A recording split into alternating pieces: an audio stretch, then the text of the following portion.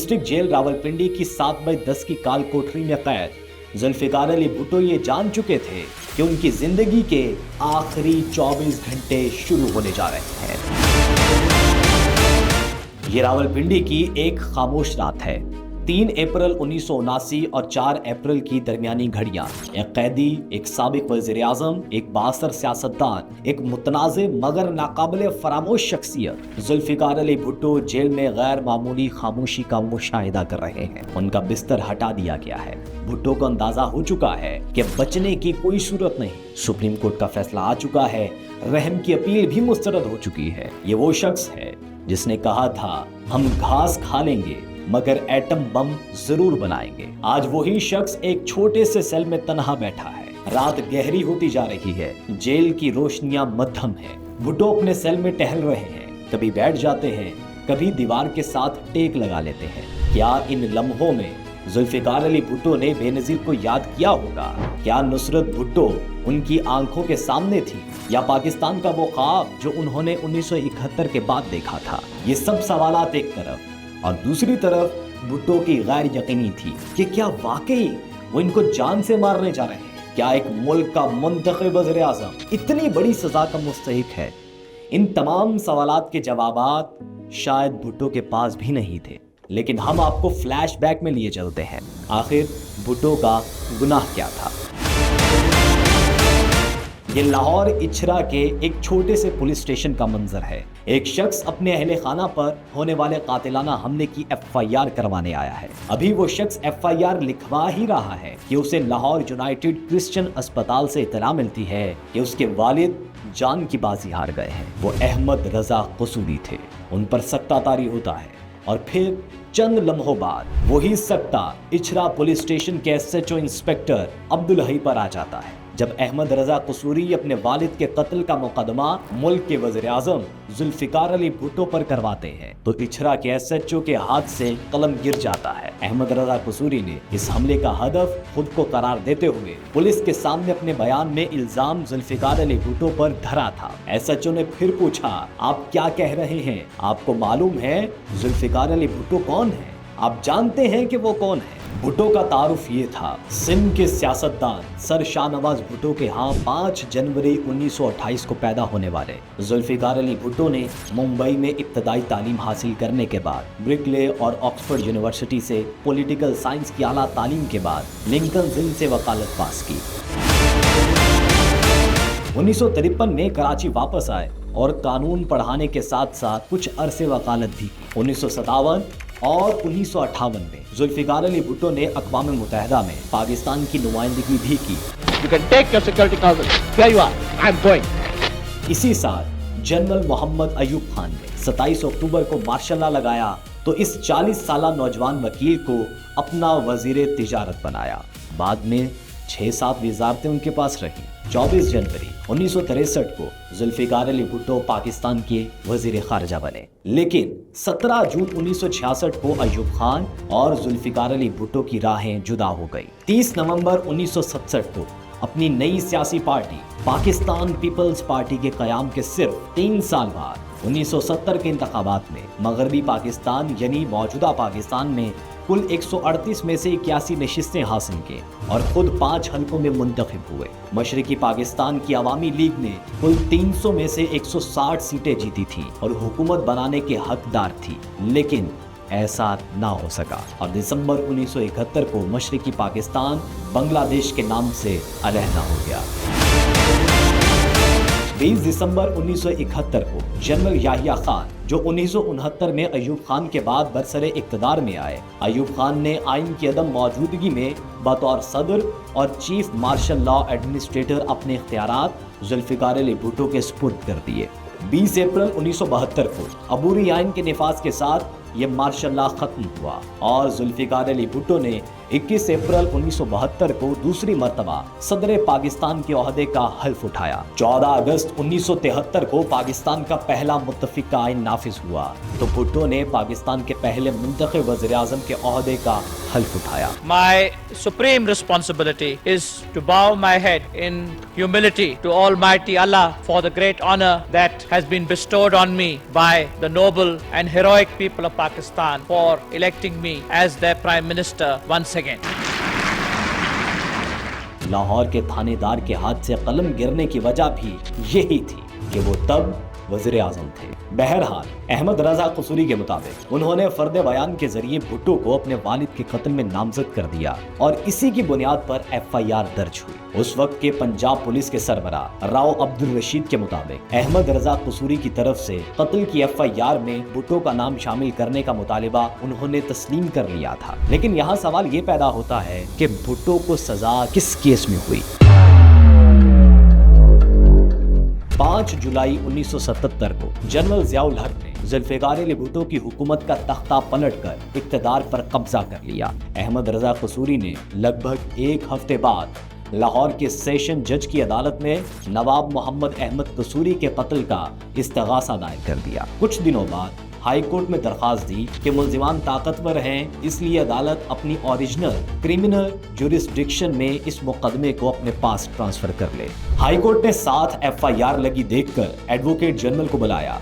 उनकी बजाय assistant advocate general Rashid अजीज खान पेश हुए, जिन्होंने अपने क्लाइंट पंजाब हुकूमत से रहनुमाई लेने के लिए 15 दिन की मोहलत मांगी। 15 दिन बाद उन्होंने अदालत को बताया कि हम केस लेकर आ रहे हैं, तो हमने अपना इस्तगासा इसमें जम कर दिया। जुल्फ़िकार अली भुट्टो को 3 सितंबर 1977 को पहली मर्तबा ताज़ीरात पाकिस्तान के तहत कत्ल की साजिश के इल्ज़ाम में गिरफ्तार किया गया, लेकिन लाहौर हाई कोर्ट के जस्टिस KM समदानी ने 13 सितंबर को सबूतों को मुतज़ाद और नामुकम्मल करार देते हुए भुट्टो की दरख्वास्त से जमानत मंजूर की। 10 रोज बाद उनकी जमानत हो गई। 17 सितंबर को नवाब मोहम्मद अहमद कसूरी के कत्ल में उन्हें फिर गिरफ्तार किया गया, मगर इस बार जनरल ज़ियाउल हक के मार्शल लॉ कवानीन के तहत भुट्टो के ट्रायल का आगाज किया गया।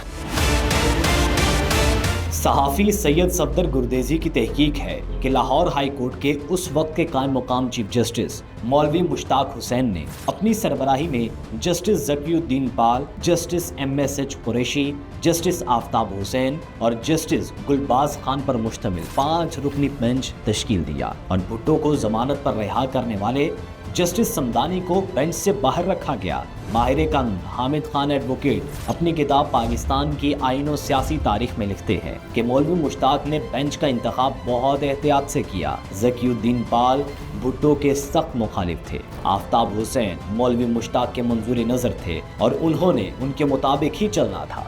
बाकी 2 जजेस इख्तिलाफी फैसला ना लिखने की वजह से मशहूर थे। मौलवी मुश्ताक की भुट्टो से ज़ाती अनाद और नफरत ढकी छुपी ना थी। उनके दौर में लाहौर हाई कोर्ट का चीफ जस्टिस बनने के जुनून में उन्होंने सुप्रीम कोर्ट का जज बनना भी कबूल ना किया। भुट्टो की हुकूमत ने उनसे 8 साल जूनियर जस्टिस असलम रियाज को chief justice Lahore high court बनाया। उन्होंने इस्तीफा ना दिया, मगर भुट्टो के खिलाफ दिल में मुस्तकिल अनाद पाल लिया। ज़ियाउल हक ने जाती रंजिश का फायदा उठाने के लिए मौलवी मुश्ताक को कायम मुकाम चीफ जस्टिस बनाया। भुट्टो मौलवी मुश्ताक की नफरत से वाकिफ थे, इसलिए भुट्टो ने ट्रायल कोर्ट का बाइकआउट कर दिया। मुकदमे की मुंतकिली की।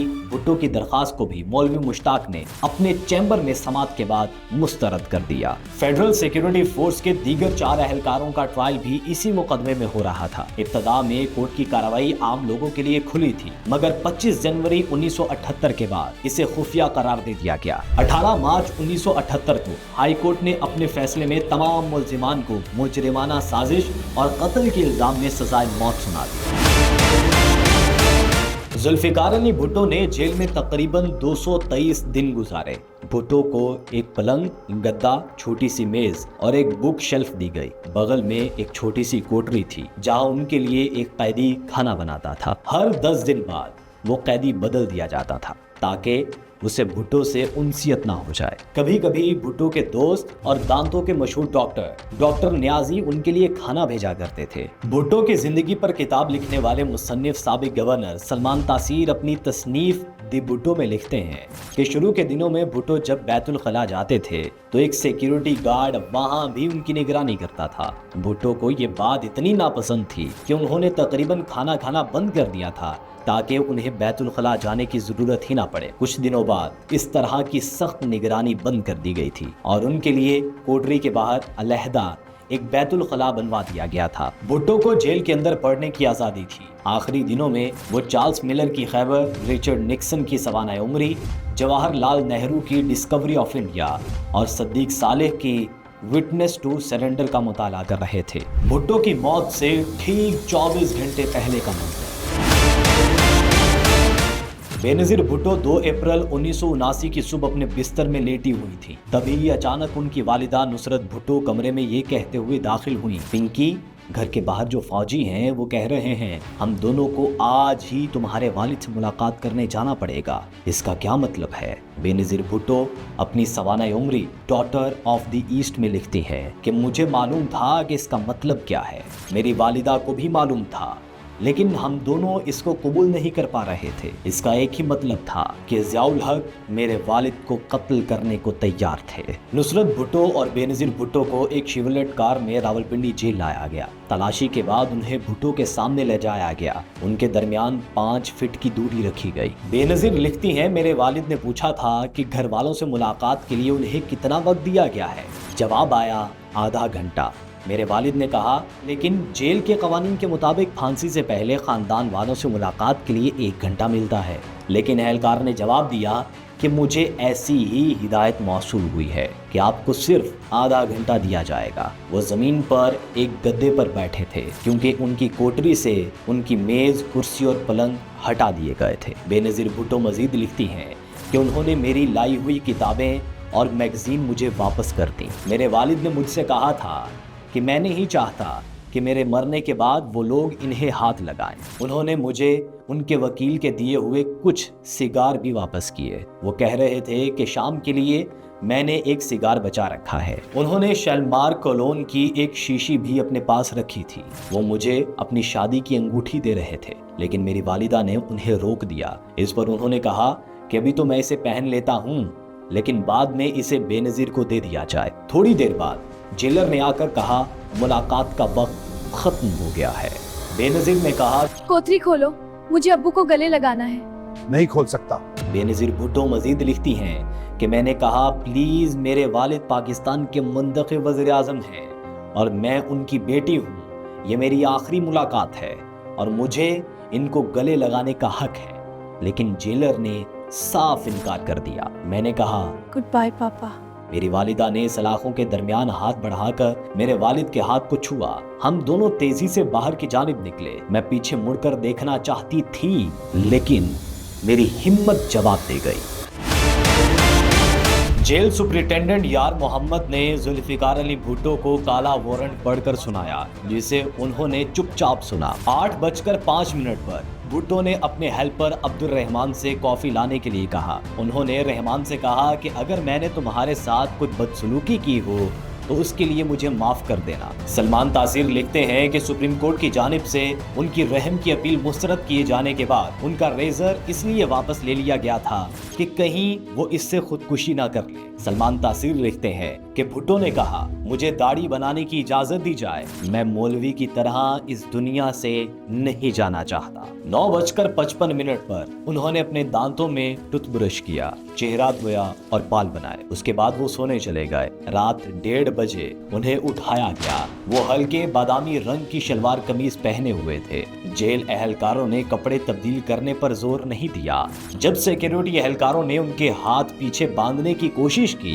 तो उन्होंने इसकी मुखालिफत की। आखिरकार इन्होंने जबरदस्ती जुल्फिकार अली भुट्टो के हाथ रस्सी से बांध दिए। इसके बाद उन्हें एक स्ट्रेचर पर लेटाकर तकरीबन 40 गज की दूरी तक ले जाया गया। सलमान तासीर मजीद लिखते हैं कि इसके बाद भुट्टो स्ट्रेचर से खुद उतर गए और फांसी के फंदे तक खुद चल कर गए। जो ही वो खड़े हुए, तारा मसीह ने फौरन उतर के उनके मुंह पे नकाब डाल दिया। तो मैंने भुट्टो साहब को अपने इस दाएं हाथ से उनको बाएं कंधे से पकड़ा हुआ था, तो मेरी तरफ यूं मुंह करके कहते हैं मिस्टर कुरैशी। मैं कहा जी सर, ये नकाब जो है ये हटा दो। जल्लाद तारा मसीह, जिसे पंजाब हुकूमत ने भुट्टो को फांसी देने के लिए लाहौर से बुलाया था, उसका ये काम पुश्तनी पेशा था। तारा मसीह ने लीवर खींचा। भुट्टो के आखिरी अल्फाज थे, फिनिश इट। भुट्टो के आखिरी अल्फाज पर तारीख खामोश भी है और मुतनाज़े भी। कुछ कहते हैं कि उन्होंने कहा या अल्लाह पाकिस्तान की हिफाजत करना। कुछ के मुताबिक उन्होंने सिर्फ इतना कहा मैं बेकसूर हूँ। लेकिन एक बात तय है, उनके लहजे में खौफ नहीं था। जुल्फिकार अली भुट्टो पाकिस्तान के पहले मुंतखब वज़ीर आज़म तारीख का हिस्सा बन जाते हैं। 35 मिनट बाद भुट्टो के मुर्दा जिस्म को एक स्ट्रेचर पर रख दिया गया। उस जमाने में रावलपिंडी सेंट्रल जेल में खुफिया एहलकार कर्नल रफीउद्दीन अपनी किताब भुट्टो के आखिरी 223 दिन में लिखते हैं कि थोड़ी देर बाद एक खुफिया एजेंसी के एक फोटोग्राफर ने आकर भुट्टो के प्राइवेट पार्ट्स की फोटो उतारी। हुकूमत इस बात की तस्दीक करना चाहती थी कि आया भुट्टो की इस्लामी तरीके से खतने भी हुए हैं या नहीं। तस्वीर उतारने के बाद इस बात में कोई शक नहीं रहा कि भुट्टो के खतने हुए थे। बाद में श्याम भाटिया ने अपनी किताब गुड बाय शहजादी में लिखा था कि बेनजीर ने उन्हें खुद बताया था कि भुट्टो को मौत के बाद भी इस बेइज्जती से गुजरना पड़ा था। बेनजीर अपनी सवाने उम्री में लिखती हैं कि मम्मी की दी हुई नींद की गोलियों के बावजूद ठीक 2 बजे मेरी आंख खुल गई और मैं जोर जोर से चिल्लाई, नो नो। मेरी सांस रुक रही थी, जैसे किसी ने मेरे गले में फंदा पहना दिया हो। पापा पापा मेरे मुंह से बस यही निकल रहा था।